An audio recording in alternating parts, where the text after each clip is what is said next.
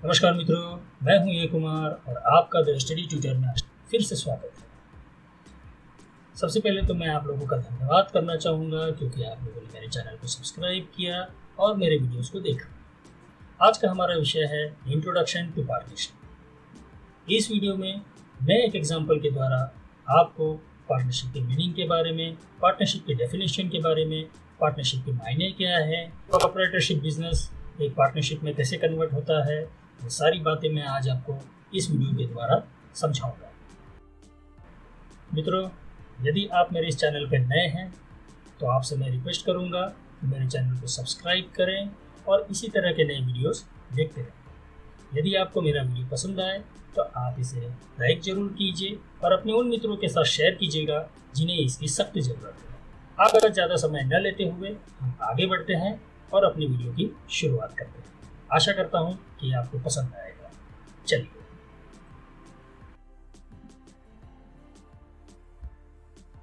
मित्रों, ये है राम। इनकी उम्र है 30 साल और ये एक टॉय मैन्युफैक्चरिंग कंपनी में काम करते हैं। ये एक साइंस ग्रेजुएट है। जॉब करते करते इनको काफ़ी समय हो गया है और इन्होंने विचार कर लिया है कि अब ये जॉब छोड़ेंगे और अपना खुद का बिजनेस स्टार्ट करेंगे। इन्होंने बड़ी मेहनत से 3-4 लाख रुपए जमा कर रखे हैं जिसे ये अपने बिजनेस में कैपिटल के तौर पर लगा सकते हैं। ये एक टॉय शॉप खोलना चाहते हैं क्योंकि इन्हें उसी चीज़ का एक्सपीरियंस है। तो इंसान को जिस चीज़ का एक्सपीरियंस होता है मोस्टली इंसान उसी चीज़ का बिजनेस करता है।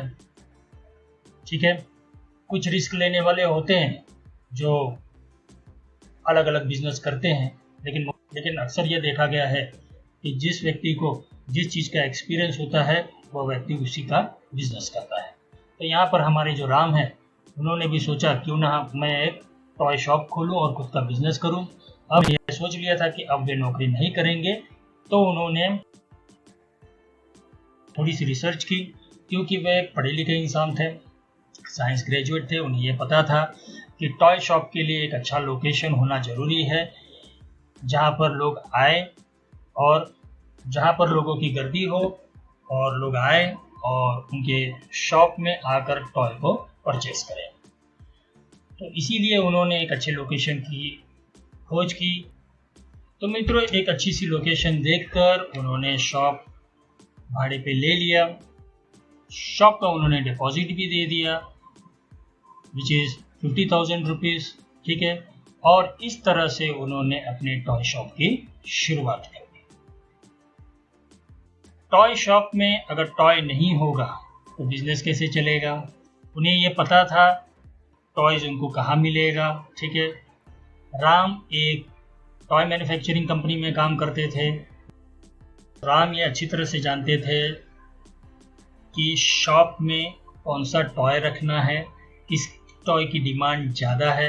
उन्होंने वही टॉयज मैन्युफैक्चरर से खरीदा। उन्होंने पूरे साल में 1,50,000 का टॉयज खरीदा और उन्हीं टॉयज को उन्होंने 2,25,000 में बेचा क्योंकि वे अच्छी तरह से जानते थे कि कौन से टॉयज की डिमांड ज़्यादा है। वही टॉयज उन्होंने अपने शॉप में रखे और उन्हीं को उन्होंने अच्छे दाम में बेचा। तो इस तरह से उनकी जो ग्रॉस प्रॉफिट है वो लगभग 75,000 का हुआ पूरे साल में। पूरे साल में कुछ एक्सपेंसेस भी हुए, ये तो उनका ग्रॉस प्रॉफिट है। पूरे साल में कुछ एक्सपेंसेस भी हुए। अब उन्होंने ये शॉप भाड़े पे लिया था तो पूरे साल का जो रेंट है वो उन्होंने 2,500 पे किया। शॉप में उन्होंने लाइट्स भी लगा के रखी थी। ऐसी तो शॉप चलेगा नहीं, इलेक्ट्रिसिटी चाहिए। ठीक है ना, लाइट होना चाहिए, फैन होना चाहिए। तो इसका जो इलेक्ट्रिसिटी बिल था वो इलेक्ट्रिसिटी बिल उन्होंने सालाना 1,000 रुपीज़ भरा। उन्होंने कुछ सेल्स पर्सन भी अपने यहाँ रखे थे तो उनकी जो सैलरी थी सालाना वो 3,000 थी, वो भी उन्होंने पे किया। इसके बाद अपने शॉप को फेमस करने के लिए उन्होंने पैम्पलेट्स बांटे थे, उन्होंने न्यूज़पेपर में एडवर्टाइजिंग दी थी। तो जो साल का एडवर्टाइजमेंट था वो 500 था, वो भी उन्होंने पे किया। माल लाने और ले जाने के लिए जो ट्रैवलिंग एक्सपेंस था वो भी उन्होंने भरा साल भर में। तो ये सबका जो टोटल एक्सपेंस उनका हुआ 7,500। तो पूरे साल में उन्होंने अपने बिजनेस के लिए 7,500 का एक्सपेंस किया था। इसके बाद जो उनको नेट प्रॉफिट हुआ वो हुआ 67,500 का। तो यहाँ पर ये आपको समझ में आ चुका होगा कि राम एक सोल प्रोप्राइटरशिप बिजनेस कर रहे थे, जहाँ पर वह अपना खुद का पैसा लगा रहे थे। ठीक है, उनकी अपनी लिमिटेशन है, यहाँ पर वह खुद अपने बिजनेस के लिए लायबल है, उन्हें कैपिटल भी खुद ही लाना है, उन्हें सेल्स भी खुद ही करना है, उन्हें मार्केटिंग भी खुद ही करना है और अपनी दुकान को भी उन्हें ही चलाना है। ठीक है, तो ये सारी एक लिमिटेशन है एक सोल प्रोप्राइटर की। क्लास 11 में ये सारी बातें आप पढ़ चुके हैं। ठीक है, अब नेट प्रॉफिट हुआ कि यहाँ पर राम जो हैं वो एक सोल प्रोप्राइटर है और उन्हें अपने बिजनेस के द्वारा जो सालाना नेट प्रॉफिट है वो हुआ 67,500 का। तो यहाँ पर राम की जो इन्वेस्टमेंट थी वो थी शॉप के लिए, जो डिपॉजिट उन्होंने भरा था 50,000, टॉयज जो उन्होंने परचेज किया 1,50,000 और जो उनके एक्सपेंसेस हुए वो सारे मिलाकर उन्होंने जो सेल्स किया था अगर उसमें से वो माइनस करते हैं तो उनका नेट प्रॉफिट कितना हुआ 67,500। राम काफी खुश थे क्योंकि उन्हें 67,500 का सालाना प्रॉफिट हुआ था, उनको अपने इन्वेस्टमेंट पे गुड रिटर्न्स मिले थे और गुड प्रॉफिट भी मिला था। ठीक है, अब इंसान यहीं पे चुप नहीं रहता। जब उसे एक छोटी सक्सेस मिलती है तो इंसान ये कोशिश करता है कि क्यों न मैं और भी सक्सेसफुल बनूं। एक अच्छा बिजनेसमैन हमेशा अपने बिजनेस को बढ़ाने की ही सोचेगा। तो ऐसे ही कुछ ख्यालात राम के भी थे। राम ने भी सोचा कि भाई उनको अच्छा प्रॉफिट मिला है, इन्वेस्टमेंट जितना उन्होंने इन्वेस्ट किया है उस पर रिटर्न्स उनको अच्छा मिल रहा है। तो इसी तरह एक अच्छे बिजनेसमैन की तरह राम ने भी सोचा I must grow my business for more profits, मैं अपने बिजनेस को बढ़ाऊं और ज़्यादा profit Kumaon. I must go for one more shop. तो इसी ख्याल ने उनके दिमाग में एक नए सोच को जन्म दिया कि अब उन्हें एक और शॉप लेना चाहिए और बिजनेस बढ़ाना चाहिए और प्रॉफिट करना चाहिए। ठीक है, खुशी खुशी वे अपने घर गए और रात को उन्होंने कैलकुलेशन किया कि उन्हें एक शॉप और लेना है, लेकिन ये कोई इजी टास्क नहीं था क्योंकि और एक शॉप लेने का मतलब और 3 लाख रुपया लाना, क्योंकि वे उन्हें 1 साल का एक्सपीरियंस हो गया था कि एक शॉप को खड़ा करने के लिए कितने कैपिटल की ज़रूरत है, कितने माल की ज़रूरत है, कितना एक्सपेंस होगा, क्या सैलरी होगी, क्या इलेक्ट्रिसिटी बिल भरना होगा, कितना रेंट भरना होगा, ये सारी जानकारियाँ उनके पास अवेलेबल थी। तो इसी सोच में वे परेशान थे और उनके सामने ये प्रश्न आ रहा था कि वे कैपिटल कहाँ से ले आए। रात भर वे सोचते रहे, 1 दिन चला गया, 2 दिन चला गया, 3 दिन चला गया, ऐसे ही दिन जाने लगे, लेकिन उनकी जो इच्छा थी बिजनेस बढ़ाने की वह उनका पीछा नहीं छोड़ रही थी। एक दिन वे सोचते सोचते काफी खुश हुए क्योंकि उनको अपने एक मित्र की याद आई। उनका नाम था श्याम। श्याम एक कॉमर्स ग्रेजुएट थे और एक प्लास्टिक बैग मैन्युफैक्चरिंग कंपनी में काम कर रहे थे। काम करते करते उन्हें भी काफ़ी अरसा बीत चुका था और उनकी एज 35 ईयर्स थी और वह भी का एक बिजनेस चालू करना चाहते थे। अपने जॉब को छोड़कर खुद का एक बिजनेस शुरू करना चाहते थे। इसका इंफॉर्मेशन राम के पास पहले से ही था। श्याम एक सुलझे हुए इंसान थे, वे कोई भी ऐसे वैसे बिजनेस में अपना पैसा नहीं लगाना चाहते थे। वह एक लॉफुल बिजनेस में ही अपना पैसा लगाना चाहते थे और मैक्सिमम प्रॉफिट कमाना चाहते थे। श्याम एक सुलझे हुए इंसान थे, उन्हें अच्छा एक्सपीरियंस था और उन्होंने अच्छी खासी सेविंग्स भी कर रखी थी ताकि वे आगे जाकर अपने बिजनेस में उसको इन्वेस्ट कर सके। राम ये बातें पहले से जानते थे। उन्हें एक ऐसे इंसान की जरूरत थी जो उन्हें अच्छी तरह से समझता हो, जो उनको जानता हो और जो उन पर विश्वास करके उनके बिजनेस में पैसा लगा सके। राम ने श्याम को फोन किया और उससे हालचाल पूछा। बातें करने के दौरान श्याम ने उनसे पूछा कि भैया तुम्हारा कैसा चल रहा है। तब राम ने बताया मेरा तो अच्छा चल रहा है, आप तो जानते ही हो कि मैंने एक टॉय शॉप खोल रखा है और उसी में बिजी रहता हूँ। तब श्याम ने उससे पूछा कि भाई आपको आमदनी कितनी हो, आपका शॉप तो अच्छे से चल रहा है ये तो मुझे पता है, लेकिन प्रॉफिट भी कमाते हो, वहाँ से कुछ आमदनी भी हो रही है। तब उन्होंने सारा वृत्तांत श्याम को बताया, अपने कैपिटल के बारे में बताया, अपने इन्वेस्टमेंट के बारे में बताया, अपनी जितनी भी जानकारियां थी वो सारे उन्होंने श्याम के साथ शेयर की। हालचाल और फॉर्मल बातें करने के दौरान ही राम ने श्याम से कहा कि मेरे पास एक बिजनेस प्रपोजल है, अगर आप इंटरेस्टेड हो तो हम लोग इस पर बात कर सकते हैं। श्याम ने कहा ठीक है कोई बात नहीं, तुम बात कर सकते हो। तो राम ने अपनी सारी इंफॉर्मेशन श्याम के साथ शेयर की, सारे डिटेल्स उन्होंने अपने बिजनेस के बारे में बताए, सारा इंफॉर्मेशन उन्होंने दिया और कहा कि अगर तुम इंटरेस्टेड हो तो मुझे कॉल करना, हम लोग फिर से मिलेंगे, इस बात पर हम चर्चा करेंगे। श्याम ने कहा ठीक है और वो अपने घर चले गए।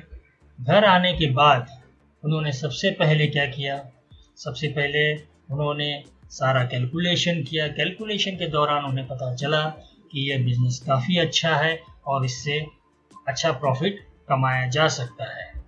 श्याम एक सुलझे हुए इंसान थे, उन्होंने काफ़ी विचार विमर्श करने के बाद ये सोचा कि मेरे पास तो कैपिटल भी है, मेरे पास मेरी खुद की सेविंग है, उसे मैं कैपिटल के तौर पर यूज़ कर सकता हूँ बिजनेस में।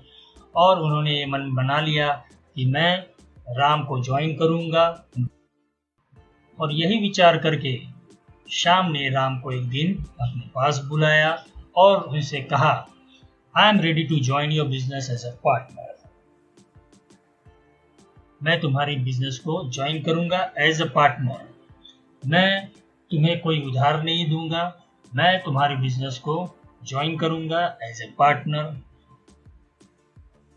राम भी श्याम को अच्छी तरह से जानते थे, इसलिए उन्होंने उसका अभिवादन किया, उन्होंने कहा थैंक यू। श्याम ने फिर पूछा कि कितनी कैपिटल की जरूरत होगी। राम ने कहा मैंने तो अपने बिजनेस में 3 लाख का कैपिटल लगाया है, अगर तुम चाहो तो तुम भी 3 लाख का कैपिटल लगा सकते हो। श्याम ने फिर पूछा कि ठीक है 3 लाख लगा दूंगा, मैं 3 लाख इस बिजनेस में लगाऊंगा एज ए कैपिटल, तो प्रॉफिट का शेयर क्या होगा या लॉस का शेयर क्या होगा। राम ने कहा क्योंकि हम दोनों इक्वल कैपिटल ला रहे हैं तो प्रॉफिट शेयरिंग रेशियो भी इक्वली होगा। श्याम ने कहा अगर तुम बुरा न मानो तो ये सारी बातें जो भी हमारी टर्म्स एंड कंडीशन होंगी इस बिजनेस को लेके वह मुझे लिखित में चाहिए। राम भी पढ़े लिखे इंसान थे, उन्होंने कहा कोई बात नहीं, मैं भी आगे जाकर कोई कंफ्यूजन नहीं चाहता, तो यदि तुम लिखित में ये सारी चीज़ें चाहते हो तो हम आगे बढ़कर ये सारे टर्म्स एंड कंडीशन को लिखित में रखेंगे और फिर बिजनेस करेंगे। उन्होंने ये एग्री किया कि हम दोनों मिलकर एक बिजनेस शुरू करेंगे। दोनों ने अपने एक एडवोकेट को बुलाया, उसे उन्होंने एक एग्रीमेंट बनाने के लिए कहा जिसके तहत वे अपने बिजनेस को आगे बढ़ा सके। वकील ने एक एग्रीमेंट बनाया, एग्रीमेंट पे दोनों एग्री हुए, दोनों ने साइन किया और अपनी एक नई कंपनी की शुरुआत की, Ram and Shyam toy company. So guys, this is an example of partnership firm. इस एग्जाम्पल को देखकर आपको पता चल गया होगा कि एक सोल प्रोप्राइटरशिप ऑर्गेनाइजेशन की लिमिटेशन क्या होती है और एक पार्टनरशिप फर्म कैसे फॉर्म होता है। ठीक है, तो अब हम आगे बढ़ते हैं और ये जानने की कोशिश करते हैं कि पार्टनरशिप फर्म क्या है और उसका डेफिनेशन क्या है। According to Indian Partnership Act 1932 Section 4, इस एक्ट के बारे में आपको ध्यान में रखना होगा क्योंकि एग्जाम में इसी एक्ट पर बहुत सारे प्रश्न पूछे जाते हैं फिल इन द ब्लैंक्स के द्वारा। ठीक है, तो इस एक्ट को आप याद रखिएगा, इंडियन पार्टनरशिप एक्ट 1932, इसका जो सेक्शन 4 है वह डेफिनेशन देता है Partnership is the relation between persons who have agreed to share the profits of business carried on by all or any one of them acting for all. यहाँ पर राम और श्याम एक बिजनेस के लिए साथ में आए, बिजनेस करके वो प्रॉफिट कमाना चाहते थे और प्रॉफिट को आपस में शेयर करना चाहते थे। तो according to Indian partnership act, partnership is the relation between persons who have agreed to share the profits of business carried on by all or any one of them acting for all. Definition ध्यान से समझिएगा। Partnership is the relation between persons. Partnership क्या है? Partnership एक relation है व्यक्तियों के बीच में। यहाँ पर राम और श्याम ये व्यक्ति हैं और उन दोनों के बीच का जो रिलेशनशिप है वो पार्टनरशिप का है। ठीक है, वे उन दोनों ने क्या एग्री किया है कि वह एक बिजनेस चालू करेंगे और बिजनेस से जो भी प्रॉफिट होगा उसे वह शेयर करेंगे। बिजनेस में उन्होंने ये एग्री किया है या तो वो दोनों काम करेंगे या उनमें से कोई भी एक व्यक्ति दूसरे व्यक्ति के बिहाफ पर एक्ट करेगा एज अ पार्टनर। ठीक है, of that particular partnership firm.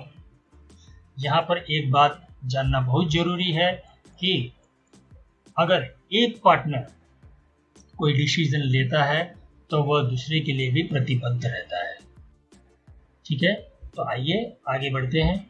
Partnership is an organisation where there is an association of 2 or more persons who come together to carry on a business with a view to share profit or loss of the business.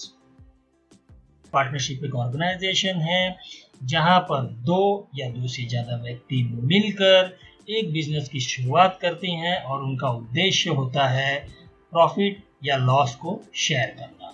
ठीक है, the persons who have entered in the partnership business are individually called as partners and collectively as firm. जो व्यक्ति partnership business में enter होता है उसे हम individually partners कहते हैं और कलेक्टिवली उसे फर्म कहा जाता है। आशा करता हूँ मित्रों ये वीडियो आपको पसंद आया होगा। यदि आपको ये वीडियो पसंद आया तो आप इसे लाइक ज़रूर कीजिए और शेयर कीजिए उन मित्रों के साथ जिन्हें इसकी सख्त ज़रूरत है।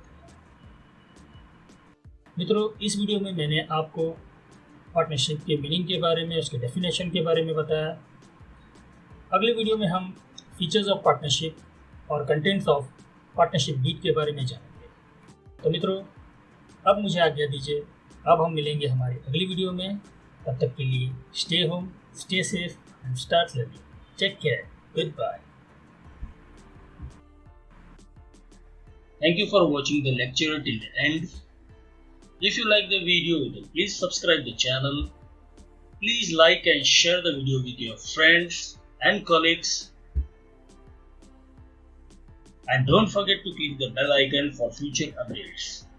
आप अपने कमेंट्स को कमेंट बॉक्स में लिख सकते हैं। हम अब मिलेंगे अपनी अगली लेक्चर में। Till then, stay home, stay safe and start learning. Good luck.